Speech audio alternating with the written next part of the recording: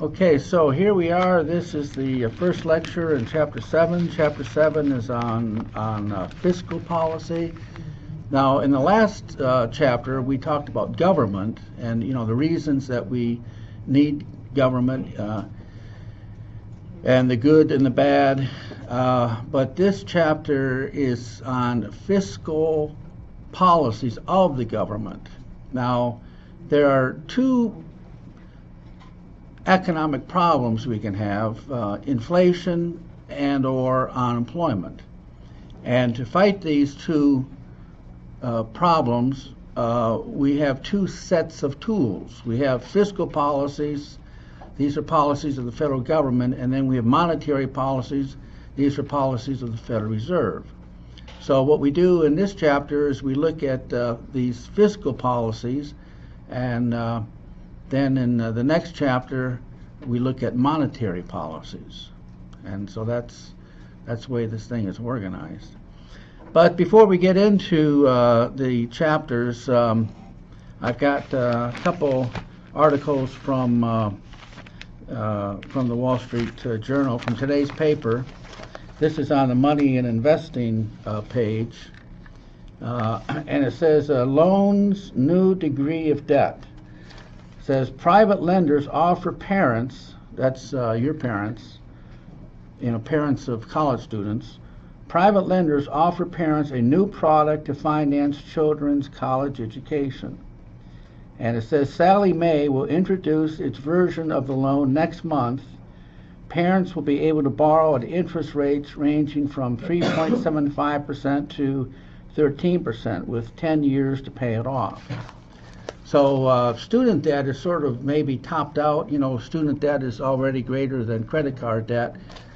So now the next objective is your parents to encourage them to go into more into debt for your education. Yeah.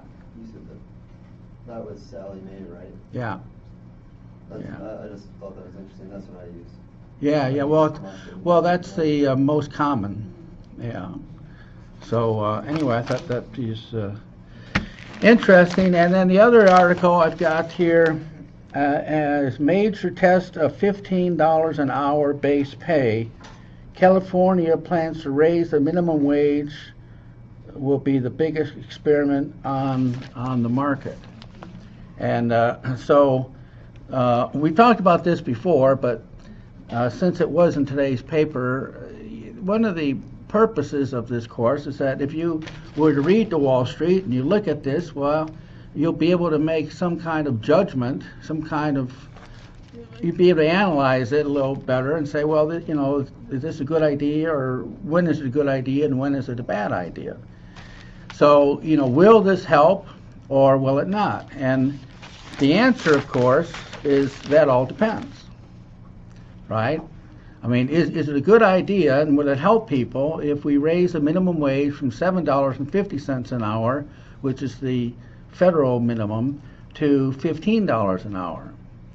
And the answer, of course, we have to go back here to demand and supply. Because the answer is that if the minimum wage increases wages above the equilibrium wage, which is where quantity demand equals quantity supplied, then what will be the result? Well, as wage goes up, what happens to the number of people who want to work? It goes up, right? More people want to work at $15 an hour than at $7 an hour, correct?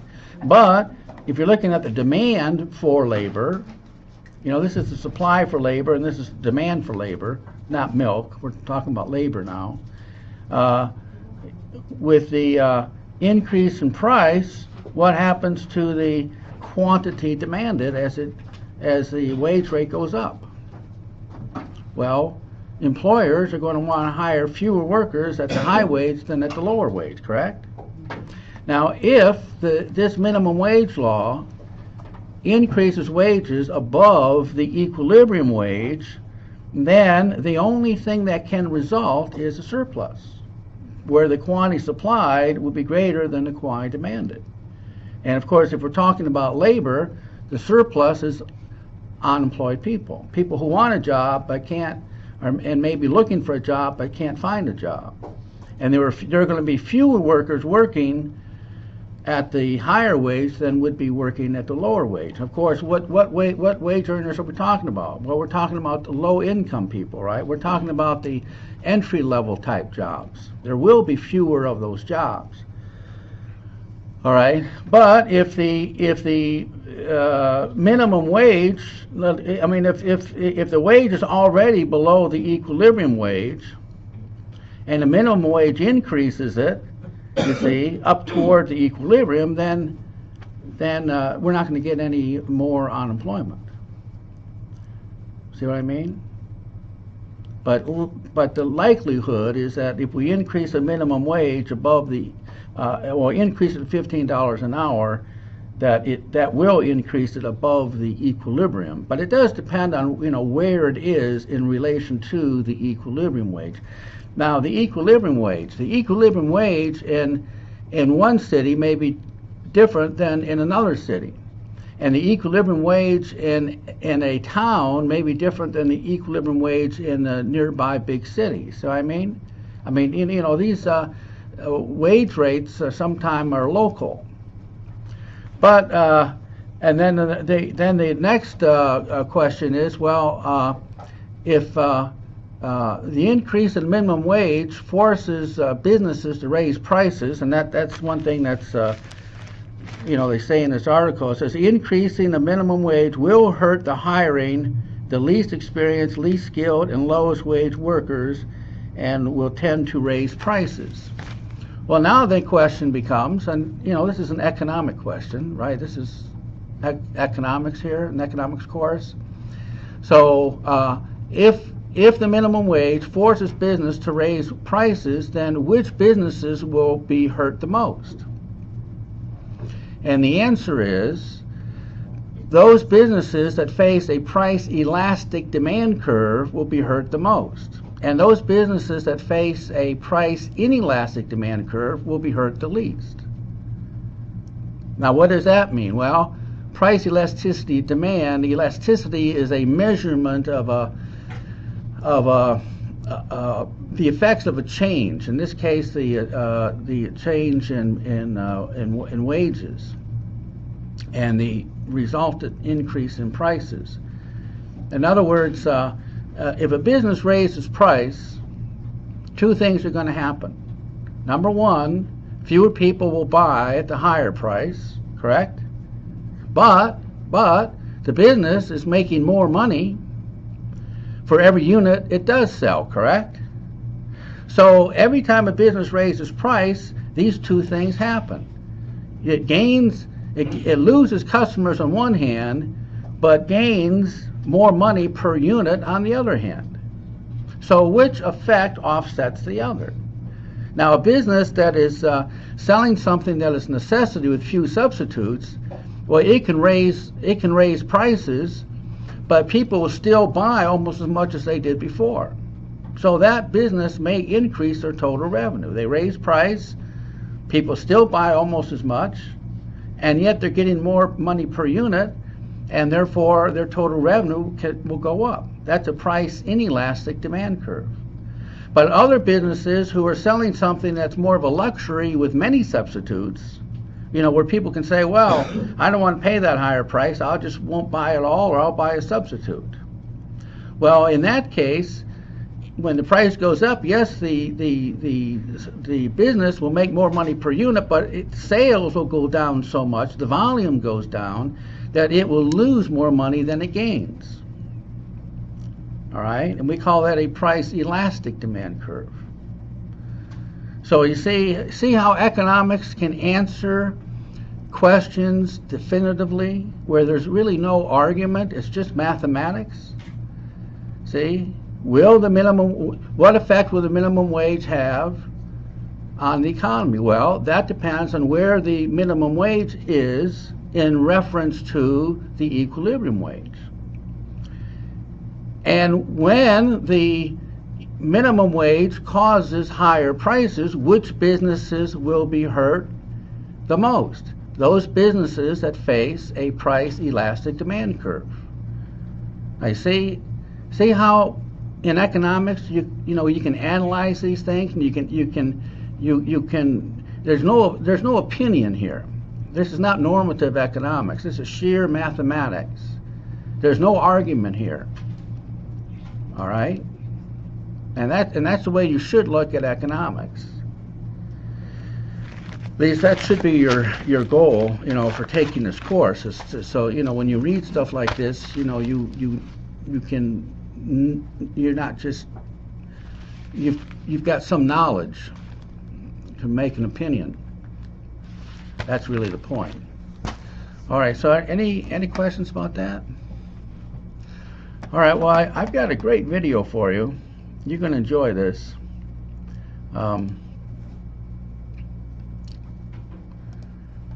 Now, the name of this textbook is Macroeconomics, Austrians versus Keynesians, right? And all through this course, we're talking about, well, this is the Austrian view, and this is the Keynesian view. And so I've got two videos for you, part 1 and part 2, called "Fear the Boom and Bust," and it's a rap song that talks about the differences between Austrian economics and Keynesian economics.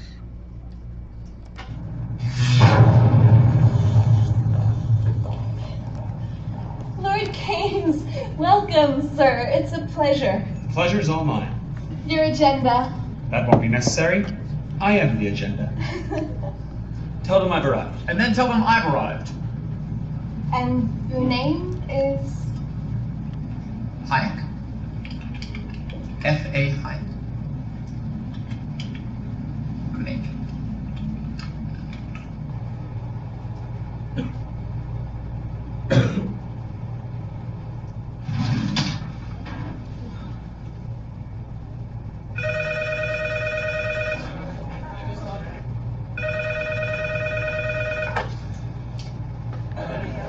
Freddie.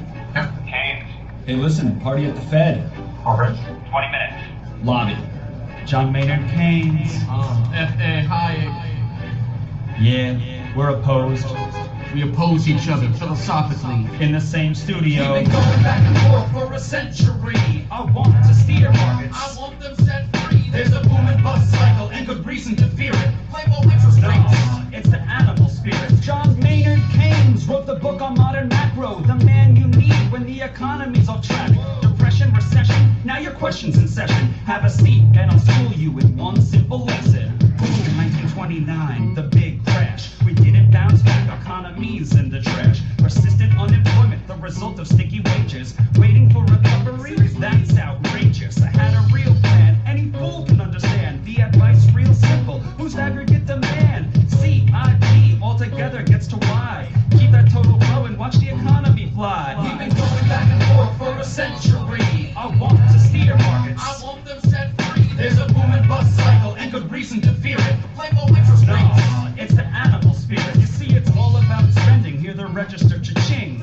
Circular flow, the dough is everything. So if that flow is getting low, doesn't matter the reason. We need more government spending. Now it's stimulus season, so forget about saving. Get it straight out of your head. Like I said, in the long run, we're all dead. Savings is destruction, that's the paradox of thrift. Don't keep money in your pocket or that growth will never live. Because business is driven by the animal spirits, the bull and the bear. And there's reasons to fear its effects on capital investment, income, and growth. That's why the state should fill the gap with stimulus, both the monetary and the fiscal. They're equally correct. Public works, digging ditches, war has the same effect. Even a broken window helps the glass man have some wealth. The multiplier driving higher the economy's health. And if the central bank's interest rate policy takes a liquidity trap, that new money stuck in the banks, deficits could be the cure you've been looking for. Let the spending soar now that you know the score. My general theories made quite an impression. Revolution. I transformed the econ profession. You know me, modesty, still I'm taking the bow. So say it loud and say it proud, we're all Keynesians now. We've been going back and forth for a century. I want to steer markets. I want them set free. There's a boom and bust cycle and good reason to fear it. I made my case, Freddie H. Listen up, can you hear it? I'll begin in broad strokes, just like my friend Keynes. much aggregation ignores human action and motivation. Yet it continues as a justification for bailouts, payoffs by polls with machinations. You provide them with cover to sell us a free lunch. Then all that we're left with is debt and a bunch. If you're living high on that cheap credit hog, don't look for a cure from the hair of the dog. Real savings come first if you want to invest. The market coordinates time with interest. Your focus on spending is pushing on Fred. In the long run, my friend, it's your theory that's dead. So sorry there, buddy, if that sounds like invective. Prepare to get schooled in my Austrian perspective. We've been going back and forth for a century. I want to steer markets. I want them set free. There's a boom and bust cycle and good reason to fear it. Like low interest No, rates. it's the animal spirit. The place you should study isn't the bust, it's the boom that should make you feel leery. That's the thrust of my theory. The capital structure is key. Malinvestments wreck the economy. The boom gets started with an expansion of credit. The Fed sets rates low. Are you starting to get it? That new money is confused for real loanable funds. But it's just inflation that's driving the ones who invest in new projects like housing construction. The boom plants the seeds for its future destruction. The savings aren't real, consumption's up too. And the grasping for resources reveals there's too few. So the boom turns to bust as the interest rates rise. For the cost of production, price signals relies. The boom was a binge, that's a matter of fact. Now it's devalued capital that makes up the slack. Whether it's the late 20s or 2005, booming bad investments seems like they'd thrive. You must save to invest, don't use the printing press, or a bust will surely follow, an economy depressed. Your so-called stimulus will make things worse. Just more of the same, more incentives perverse. And that credit crunch ain't a liquidity trap, just a broke banking system. I'm done, that's a wrap. We've been going back and forth for a century. I want to steer markets. I want them set free. There's a boom and bust cycle and good reason to fear it. Play low interest No, rates. it's the animal spirit. The ideas of economists and political philosophers, both when they are right and when they are wrong, are more powerful than is commonly understood. Indeed, the world is ruled by little else. Practical men who believe themselves to be quite exempt from any intellectual influence are usually the slaves of some defunct economist. The curious task of economics is to demonstrate to men how little they really know about what they imagine they can design. They've been going back and forth for a century.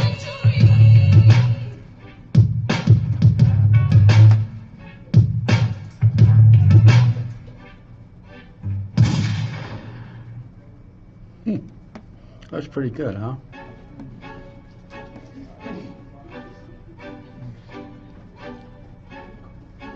Now, there was a lot in this video that you probably don't understand because I haven't talked about it yet, but like the liquidity trap, you don't know what a liquidity trap is, and we'll talk about that, and a lot of these things are coming up in the next several chapters.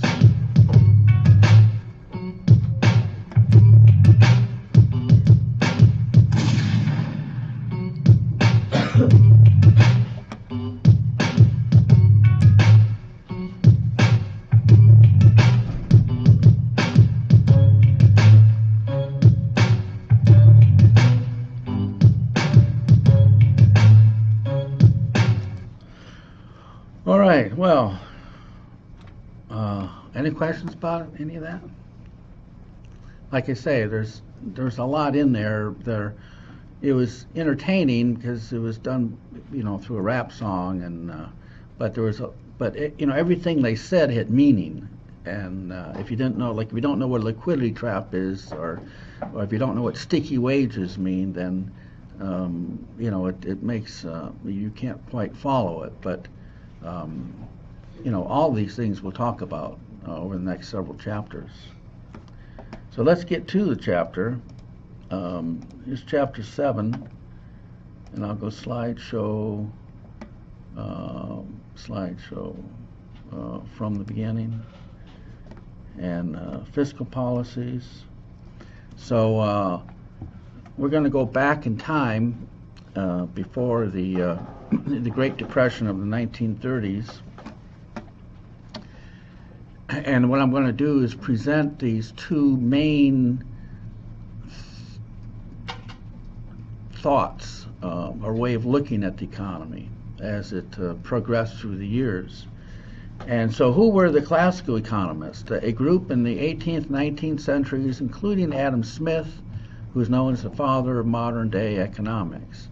Now, we've talked about Adam Smith. You know, he wrote the Inquiry into the Nature and Causes of the Wealth of Nations, which most people simply call the Wealth of Nations. It was published in 1776. And he was the first person to explain how is it that a free market system without any central control happens to produce those things that consumers want and provide those things at reasonable prices. See, that's a big question. If there's no central authority that's going to say, well, we're going to produce this and we're going to produce so much of this and so much of that, if there's no central authority, then how is it that the system just happens to give us what we want and at reasonable prices? How does that work? Well, that's what the Wealth of Nations is, and that's a good deal of what we've been talking about and will be talking about here through this course.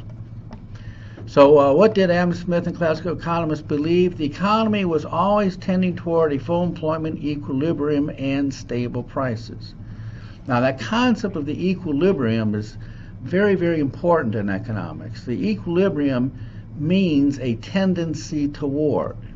It doesn't mean two things are equal, but it means that if we're not at if a point is an equilibrium and we're not at the equilibrium, then there are natural forces that will tend events back to the equilibrium point. See, that's what equilibrium means. Okay?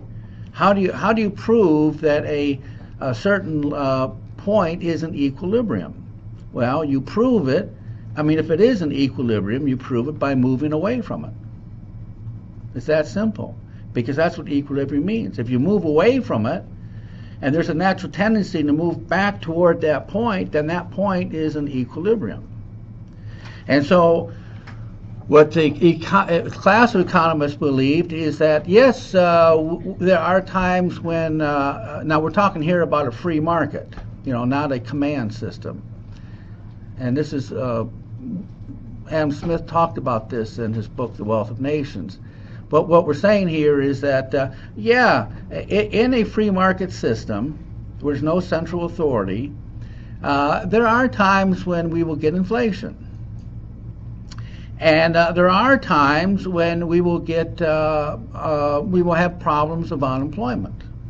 But, if you leave things alone, something we call laissez-faire, if we leave things alone and let it, that the system is self-adjusting, and it's self-adjusting, it will move back toward full employment and stable prices, because at the equilibrium point, we have full employment and stable prices. Now, I'm not saying that that's a absolute truth. What I'm saying here is that this is what the classical economists believed, and this tends to be what Austrian economists believe. That if you have a free market system, if you don't change it a lot through lots of different ways, you can alter the system. But if you basically have a free market system, that yes, life is a matter of change. There'll be ups and downs. Things get better, things get worse.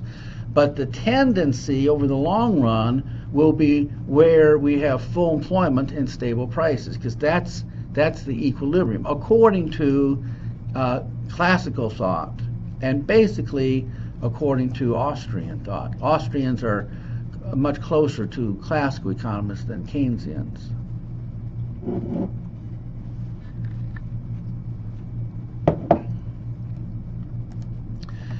See, laissez-faire, that's a French term that means leave well enough alone, or let the economy correct problems itself. And what happened in the Depression of 1921? Even though it was serious, the government practiced laissez-faire and the economy recovered in a short period of time. Those who favor laissez-faire, those who favor a relatively free market system, often look to the Depression of 1921 and they say, well, here's an example of we had a pretty serious recession, or maybe even you might call it depression, and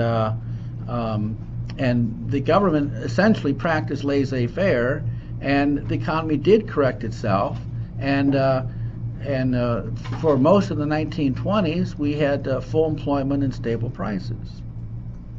In fact, the economy, the nickname of the 1920s is the Roaring 20s. The 1920s was a very exciting time, lots of inventions, lots of innovations, and lots of free market principles rang true during most of the 1920s. And so that's what those who favor Austrian laissez-faire policies often look back to those days and they say, well, here's an example of how a free market system works. Now, what were the policies of Herbert Hoover in the early 30s to combat depression? Now, we in the 1920s, late 20s, we had growing unemployment, and I could just very briefly mention to you, and I may be getting ahead of myself, but I think some things need to be repeated to make a point. But what causes unemployment?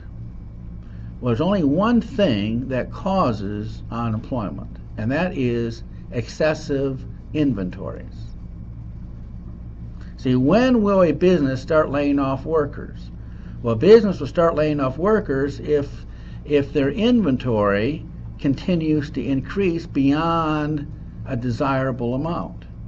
I mean, if you owned a business and you were producing, let's say, widgets, and you were selling 1,000 widgets a month, and you were producing 1,000 units a month, and you had 1,000 units in your warehouse at all times. So you produce 1,000, you sell 1,000, you produce 1,000, you sell 1,000, and and your warehouse, pretty much has the same amount of units. Now, how do you know that demand for your product is going down? Well, because your warehouse starts filling up. Your warehouse may have 1,000, then it's got 1,500, then it's got 2,000 units. See, that's what tells you. I mean, if you're producing 1,000, but then you only sell 900. You produce 1,000, but then you only sell 700. You produce 1,000, you only sell 700 again. I mean, if you're producing more than you're selling, what happens to your warehouse? It starts filling up, and that's what we call excessive inventory. See, 1,000 units with this example would have been a reasonable, a desirable level of inventory. But once you get 1,500 units, 2,000 units, 2,500 units in your warehouse, well, that's excessive. Now, if you're producing 1,000 and you're only selling 700 units, and you're producing 1,000 next month and you're only going to sell 500 units, I mean, what's any sane person going to do? I mean, what are you going to do? You're going to cut back your production, right? I mean, you're not going to keep on producing 1,000 month after month if you're selling only 500-600 units a month, correct? You're going to say, hey, I'm producing too much. My warehouse shows me I'm producing too much, so I'm going to cut back production. Well, when you cut back production, you need fewer resources, and one resource you need fewer of is labor. See, that's what causes unemployment, excessive inventory. That is the cause of unemployment. And what happened in the latter part of the 1920s is that we had a buildup of excessive inventory. And there was one reason, well, there may have been more than one, but there was a reason, and that is a a belief that was incorrect. And that incorrect belief was the belief that on the part of business people that high prices, if you kept prices high and wages low, that you would have an increase in profits. That was good for profits. And that was good for profits during the booming 1920s, when we had so much economic growth and so many inventions and innovations and all of that. I mean, this is the roaring 20s. All right? So it was that belief that if we kept wages low and prices as high as possible, that our profits would increase. Okay? But that was a wrong way of thinking. How come?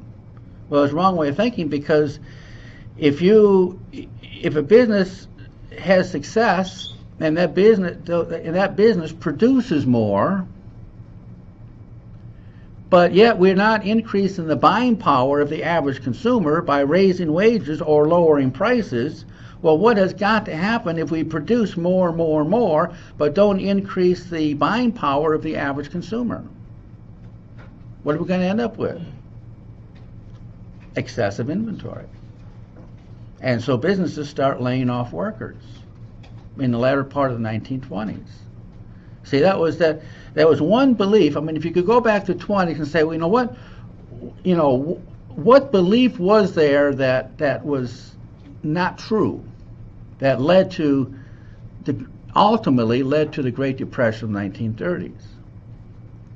Now, if you ask me today, and this is my opinion, but if you ask me today, could we have a similar situation today? I mean, are we acting on a belief that may do more harm than good? And I'd say yes. And what is that belief? And I'd say the belief is quantitative easing. See, many economists, well, most economists really, and virtually all governments, believe that we can stimulate demand and stimulate the economy by simply creating money. That's what quantitative easing is, right? Bonds are sold to the central bank. In our case, that's the Federal Reserve. In France, it's the in Europe, it's the European Central Bank. But when the central bank creates money to buy bonds, that's called quantitative easing. And all the central banks of the world have been very active in quantitative easing over the past 4 or 5 years, to the tune of billions and billions and even trillions of new money, thinking that that's going to stimulate growth. And some economists, especially Austrians, believe that that's erroneous. That you can't bring about long-term growth by simply creating money out of nothing and dropping it, on the economy. Like some people called Ben Bernanke, who was chairman of the Federal Reserve, for several years, Helicopter Ben, because it was like he was just flying over the economy in a helicopter and just tossing money out the window. Because essentially that's what we've been doing. Yeah, you had a question, Lisa? Oh, you answered it. Yeah.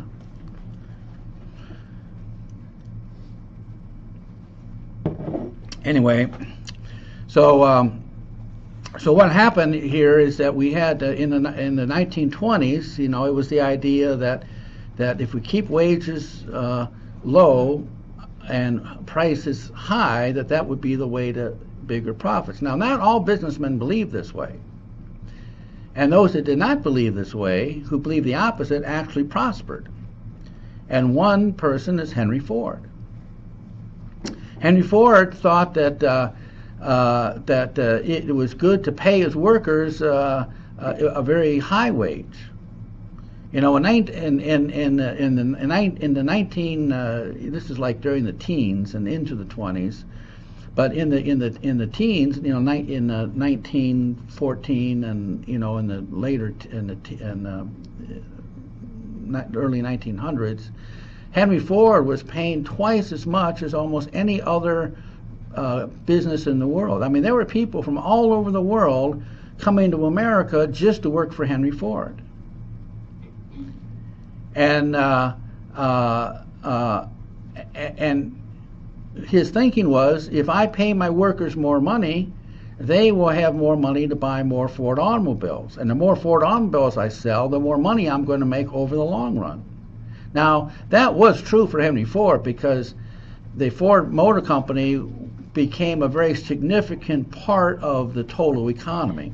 You know, it was like, you know, modern day, you know, your big Apple and Microsoft, you know, your big corporations. But back then it was the Ford Motor Company. So because the Ford Motor Company was so big relative to the whole economy, then what Henry Ford did is that he increased productivity, lowered his costs, and then after he lowered his cost, he did two things. Number one, he lowered his prices and he increased his workers' wages. See, the opposite of what most business people were doing.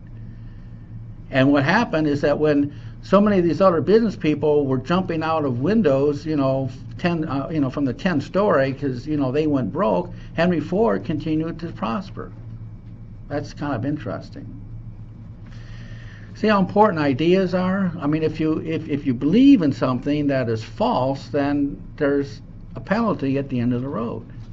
If you believe something that is a truth, then there's a reward at the end of the road. That's just the way life is. Anyway, I just said all that to give you some background. You know, these are things that we will talk about as we go along here. So what were the policies of President Herbert Hoover in the early 30s to combat the Depression? Public works projects. He raised taxes. He made loans to failing firms. And he engaged in many relief programs.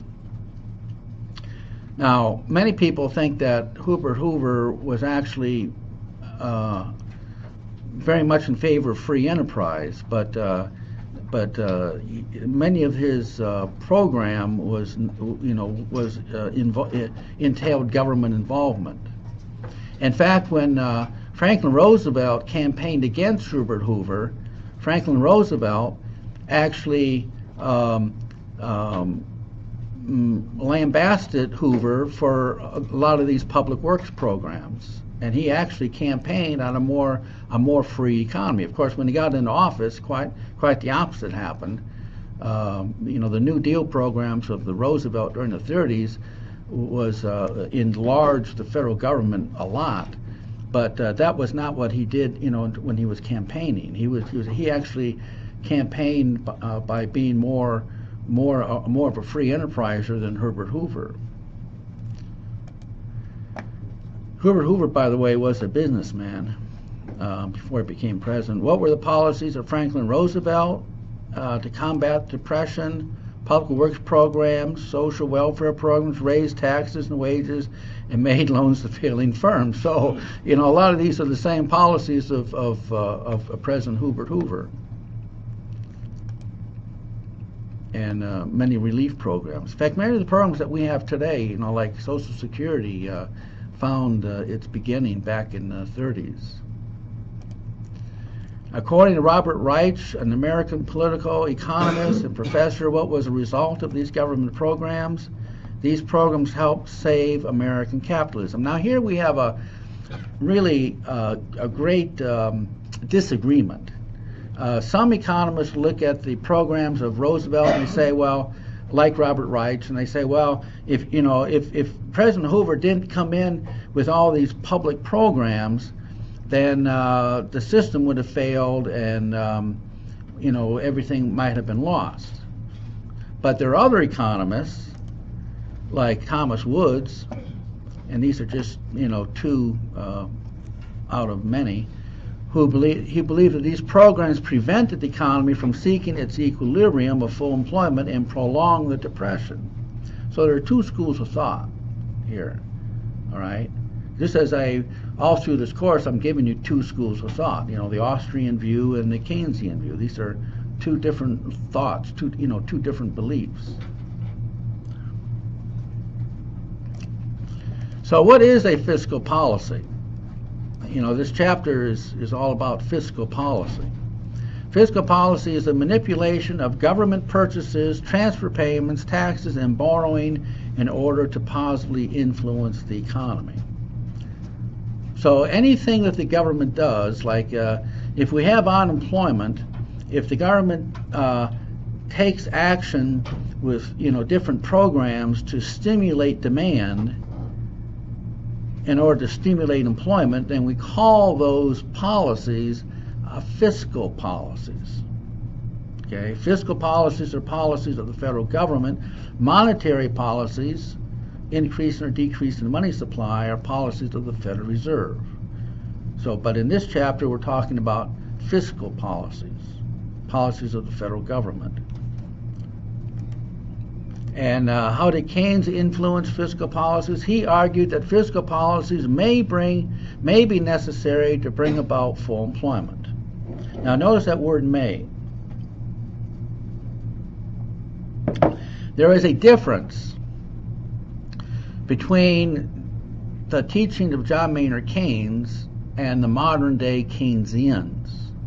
Okay? In fact, if Keynes were alive today, he may not be a Keynesian. And there are similarities, of course, but the difference is that what John Maynard Keynes advocated in his book,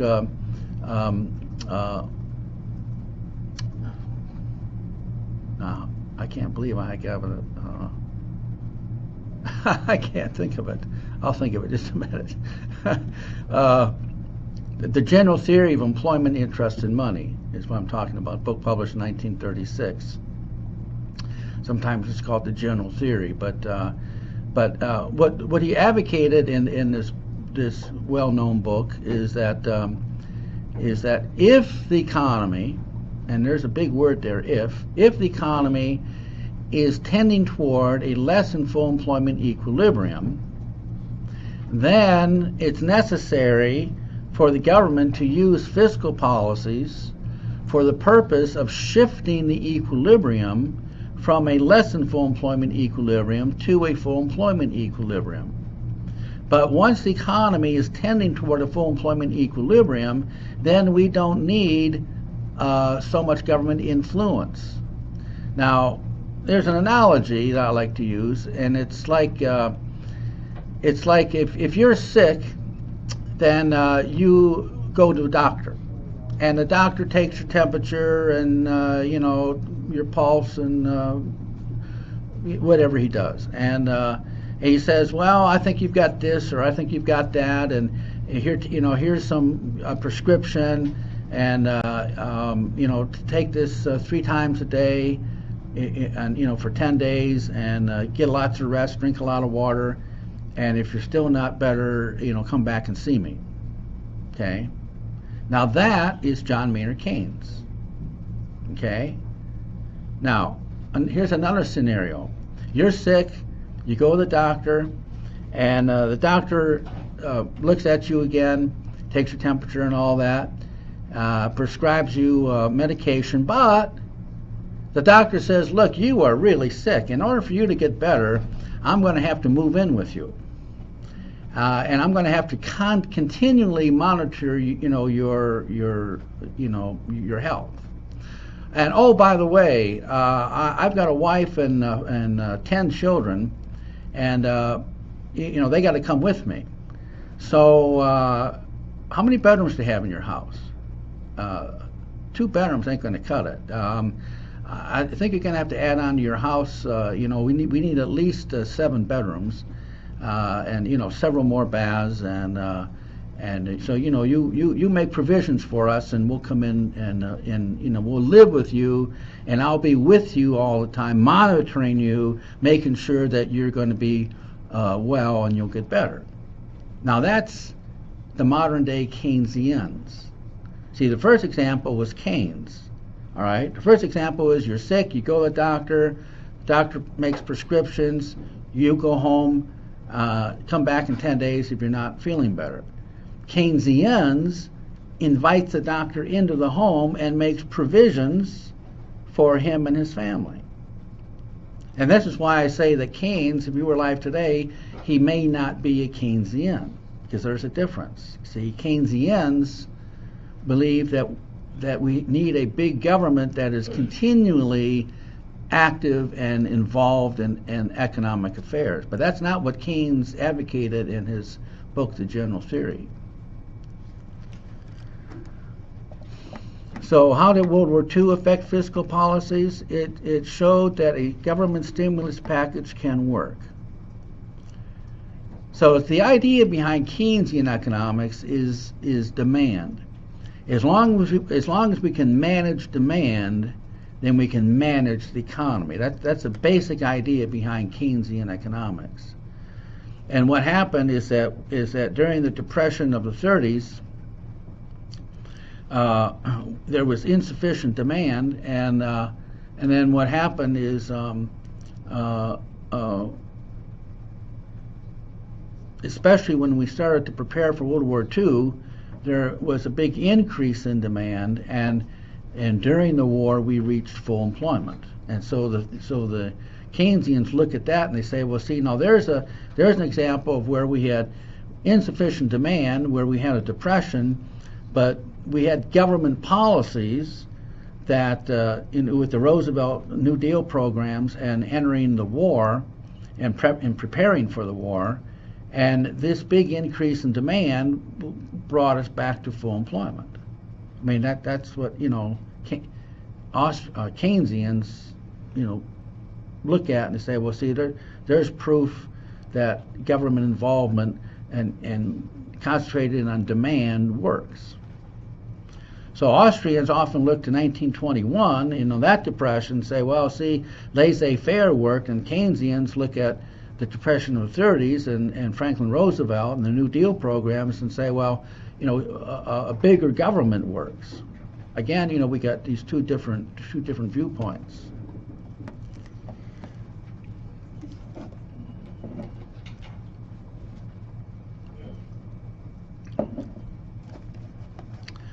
Okay, let's see.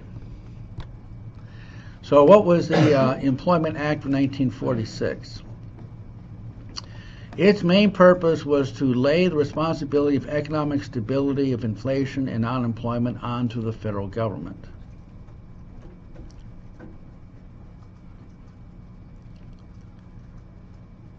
See, here's the point with talking about the Employment Act of 1946.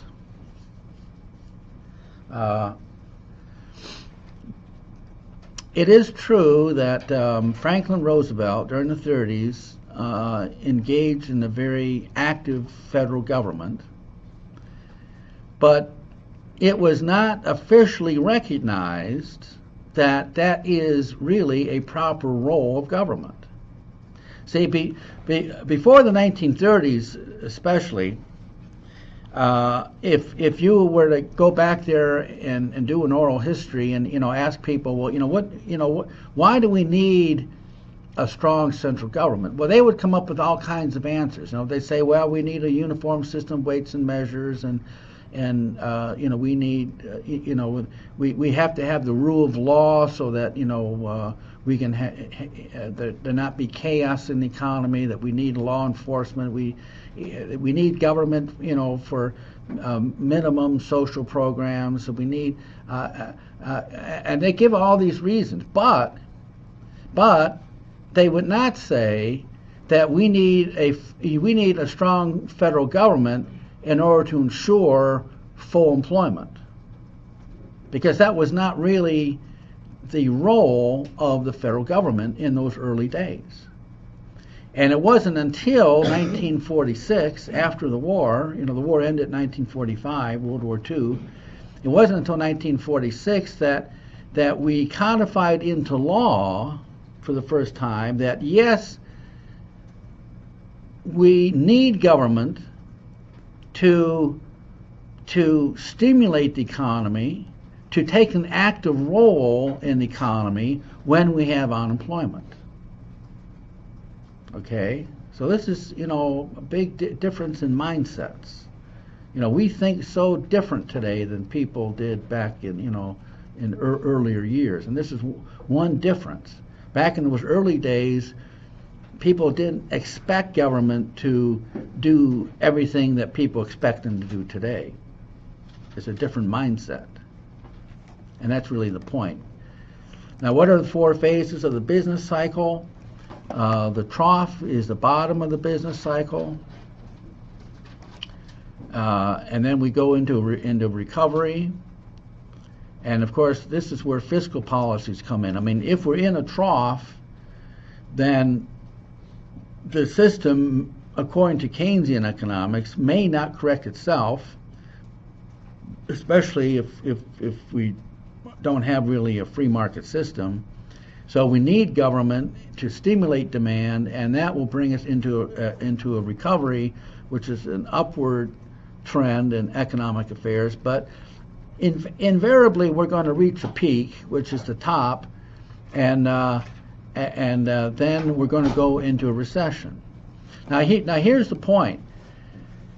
For a while, Keynesians believed that if we could properly use monetary and fiscal policies, that we could bring about a period of perpetual growth and stable prices, that we could eliminate the business cycle.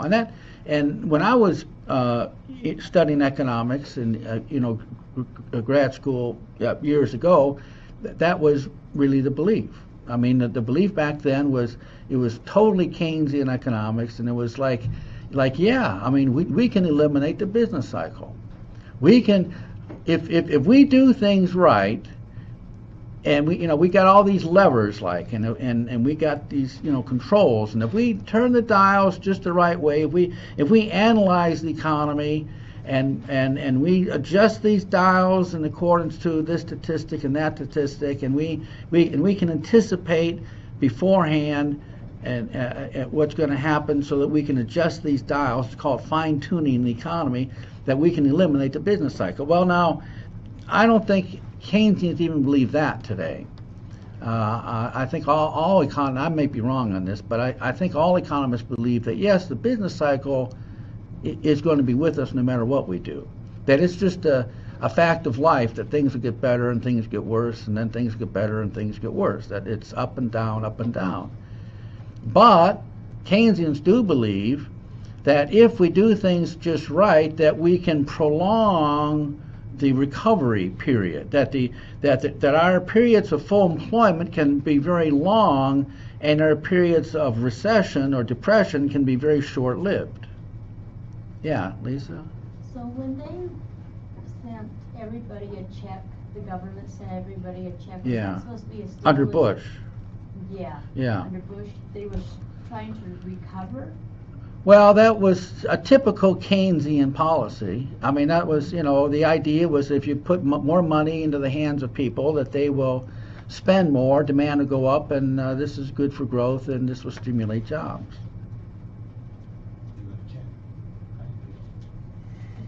Oh, I did it. Yeah. Clear back when Bush was. See, that's really the present belief still. I mean, this is we're not getting checks from the government per se like we did under Bush in a one-time check, but we are creating money and trying to stimulate the economy that way. Of course, I've talked about before, I mean, despite the fact that we've created billions and billions of new money, where has most of this money gone? Most of the money has gone into the derivatives market, not into the pockets of the average consumer. Because the derivatives market is the derivatives market is 4 times the GDP of the whole world. Okay? I mean, it's a huge market. Our national debt is just shy of $20 trillion, which is huge. All right, our GDP is something like 17 trillion. Okay, one bank in America, Citibank, has $62 trillion in the derivatives market. Deutsche Bank in Germany has $75 trillion in the derivatives market. The derivatives market is almost a $700 trillion market worldwide. That's huge. See, that's where the money is. We create money, but instead of that money getting down to the average person, it's become play money for high rollers in the derivatives market. And they all know what a derivatives market is now. What a derivative, I talked about that before. A derivative is simply a bet on some future event. That's all it is. You make bets, and those bets can be anything. I mean, you'd be amazed what these people bet on. But they simply make a bet with another person. They wager X amount of money, and the loser pays the winner on that future date, and that's the derivatives market. Period. Is it difficult to move money from one government program into like a different pool? Like for instance, like on your taxes they have the box where you can give money into like the presidential. Yeah, presidential election. Yeah. Yeah, but I guess apparently the last couple of elections we haven't had anybody who's actually said, "Oh, I want to use that money like for so." What is it? Oh well, I don't know. I don't know where. It's hard to say where that money goes. I mean, I just did my taxes, and it's a pool. So it's like I think it was like 300 million or something like that in there because no one wants to use that money to run for their campaign. They want to use it. Oh, well, I don't know. I don't know all the details on that. But is it difficult to like just pull money from different? Well, decisions. Remember, we talked about this before, but. You can't look at the government as being just one entity. That the government is made up of really independent agencies, and each of those agencies have a tremendous amount of power unto themselves, and they have a way of increasing their revenues one way or the other. Like the IRS is almost a government unto its own. It makes its own policies and makes decisions that doesn't come down from Congress or the president. And there are many other agencies that do the same. You have people running these agencies who they feel that they've got power and they're very important and they make rules, and they often. Many times, I just read several articles on this, that they will make decisions that are blatantly illegal, but they make their own law. That we, in many ways, America has become in those higher echelons of government, we have become a lawless country. That we no longer respect the rule of law the way we did, because these agencies are a law unto themselves. That the president just a couple of years ago passed an executive order that he could arrest and execute any American citizen without due process of law. That's legal. That you could be arrested by a government official and even put to death, and no. That was totally legal, and no court, no lawyer. You broke no law, but the government has the power to do that. People, don't realize how much of a lawless country we've become. You find that interesting? So, well, I kind of got off into it there, didn't I? But I was answering the question, I guess. There was I read this other article about this lawyer who where there was a person who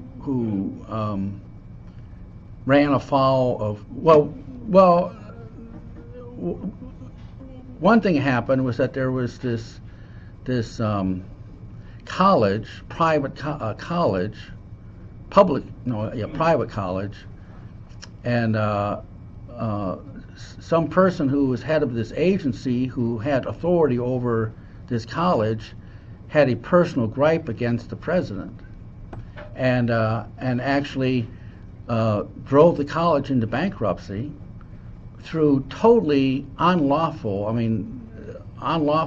means, and the college, went bankrupt, but this person who was head of his agency was never held accountable. What he did was blatantly illegal and false. He acted on things that were simply untrue, but he had the power to do that. His agency had that power over colleges to do that. So see, it's an example of these government agencies growing so large that they almost become governments onto their own. It's not just one federal government, but it's a bunch of governments that have jurisdiction over different areas of our society. It's like the IRS. The IRS would, it was a couple years ago. It was all in the news where they came against anybody who they came against conservatives, like the Tea Party and people of that, those type groups that they acted against them because for surely political. It wasn't lawful, it was unlawful, but the IRS had the authority to do that. And if the American public aren't either aware or don't care about these things, then these things will continue. And we will lose all of our freedom eventually. Boy, I really got off into it, didn't I? So let's get back here to the slides. What are the three pillars of Keynesian economics? See, now here is where we talk about a lot of things that this video that I showed you talked about. It talked about the liquidity trap. So let me, John Maynard Keynes, he said, there are times when if the government doesn't take action, that we will never get to full employment. And that is particularly true when the economy is stuck in a liquidity trap. All right, now what is a liquidity trap? Well, y'all already know what if I say that a bank is liquid, what does that mean? Well, what that means is that a bank has much excess reserves. Excess reserves is any money above and beyond the required reserves. And banks lend out money from their excess reserves. Okay? So we say that a bank is very liquid when it has a lot of money that is available legally to lend out. That's what liquid means. If your wealth is in a form that can be easily spent, then we say that you are very liquid. Okay, it's not how much you're worth, but it's the form of which you hold your wealth in that makes you either liquid or illiquid. So here's what a liquidity trap is. There's a perfect analogy of banks, money, and your body and blood. All right? Now, here's what happens in our bodies. We can start, it's a circular flow, so we got to start somewhere. So let's start in the lungs or in the heart. Let's start in the heart. The heart takes a blood cell, which is depleted of oxygen and nutrients, and it pushes it to the lung area where it picks up oxygen. and then it goes to the intestinal area where it picks up nutrients, and then that blood cell travels through your body distributing oxygen and nutrients, and at some point it becomes depleted of nutrient and oxygen. At that point it starts to travel back toward the heart, and the heart then pushes it to the lung area, to the intestinal area, and then around and around she goes. Now, as long as that blood flow is of a certain, rate, then everything else being equal, you're healthy. But if that flow becomes too quick, then you have high blood pressure, and that can kill you. Or if the flow of your blood is too slow, then you become anemic, and that too can lead to sickness and death. This is just biology, all right? Well, this is exactly what banks in our economy is like the heart, and money is like a blood cell. So what happens is that money goes into banks, and then banks lend that money out. See, money leaves the banks, then people spend it, people invest it, people save it. It gets deposited in some other bank, and that bank then loans it out. So money, it's a circular flow. Money goes in, money comes out. Money goes into banks, money comes out of banks. And as long as that circular flow is of a certain rate, it's not too fast, it's not too slow, just like the blood in your body, then everything else being equal, the economy will remain healthy. But what can happen, and this is what a liquidity trap is, what can happen is that money can go into banks, and for some reason not enough comes back out. Now that can happen if we have too much unemployment. You see, one way that banks will encourage people to borrow more money is by lowering interest rates, which is the price of borrowing money. But if we have unemployment, well, we can lower interest rates, but is that going to encourage, is an unemployed person going to run the bank and borrow money to buy a car just because interest rates are lower? Or will people run out and buy a new house if they're unemployed, or even if they fear they may become unemployed, or if their wages, if their income is going down because of the unemployment problem? Will these people run to the bank and borrow money just because of lower interest rates? And the answer is no. So what can happen is that money can go into banks, but not enough comes back out. Money goes in, but not enough comes back out. See, the problem with monetary policies is that banks can't force people to borrow money. See, we can make it easier for people to borrow money. Banks can make it easier, but they can't force people to borrow money. They can't go out in the street and hit people on top of the head and drag them into the bank and force them to borrow money. People have got to voluntarily borrow the money. So there are times, according to Keynes, and this certainly makes sense, even an Austrian would totally agree with this, there are times when we have what is called a liquidity trap. See, it's a trap. It's a liquidity trap, that money comes in, banks are very liquid, right?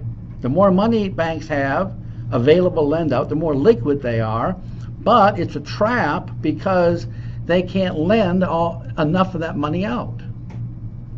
And so what happens is that we have a slowdown in the circular flow, and this is what causes even more unemployment. Just like a person becomes more anemic as the circular flow slows down. Now, people will not go to the bank and borrow that money because a lot of them are unemployed or fear they may become unemployed.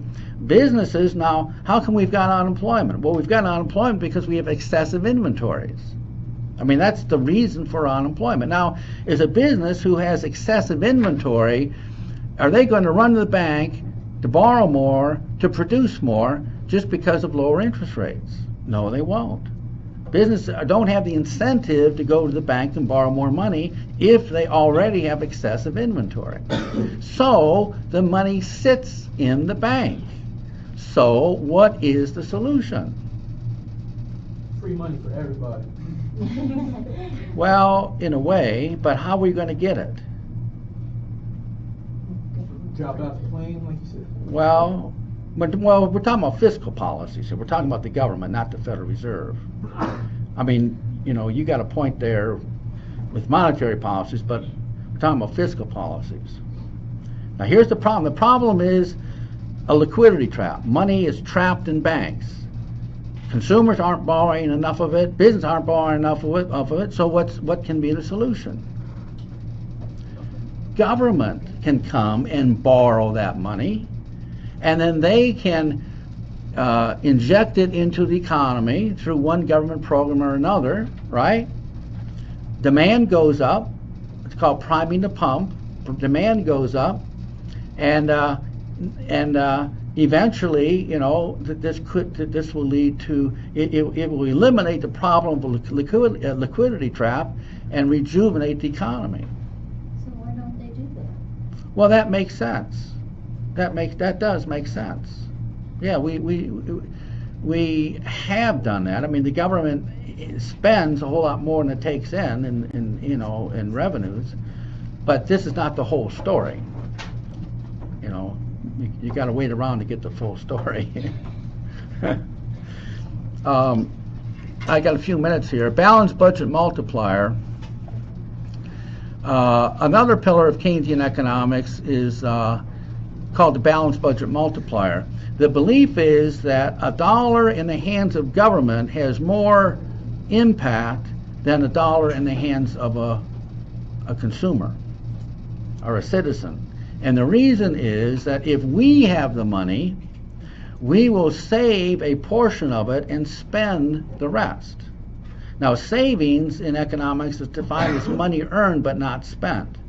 So, for example, taxes is a form of forced saving. That's money that we earned but we didn't spend it. See, that's what savings is in economics. Money earned but not spent. So, if you consider taxes and everything else, the average person will, when they receive a dollar, they'll spend 50 cents and they'll save 50 cents.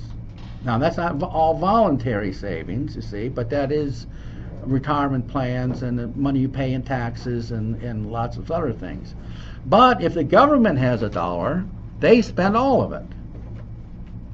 So, if you are interested in stimulating demand and you concentrate on a dollar, where does the spending, or which has the most impact?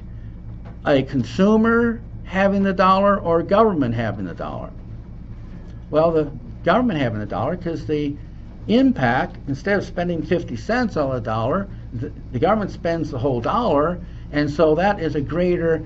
That's called a balanced budget multiplier. If the government raises taxes, according to Keynesian economics, and the government has more money and they spend that money, that has a bigger impact a multiple impact on the economy than if citizens had the money. Now that justifies bigger government and higher taxes. Now an Austrian would not agree with that, but this is a Keynesian viewpoint. And last of all, the paradox of thrift. I like to finish this, but the paradox of thrift is that what's true for the individual may not be true for the whole. It is true that if you save more and then invest that you will end up with more in the future. But if everyone saves more, then the economy actually shrinks. Because if everyone saves more, demand goes down overall, and we get unemployment. So that's what's called the paradox of thrift. The paradox is if individuals save more and then invest, they will have more in the future. But if everyone saves more, everyone ends up with less. See, that's the paradox. And so this justifies many Keynesian type programs. Okay, instead of emphasizing Austrians would emphasize saving. You save, and then you make wise investments to grow the economy. But Keynesians look at it as terms of the paradox of thrift. They say, well, but if too many people save, then the economy doesn't get richer, it gets poorer. So see, there's a big disagreement here between Keynesians and Austrians. So anyway, we'll continue this next time, right? A week from today. So I'll see you all next time.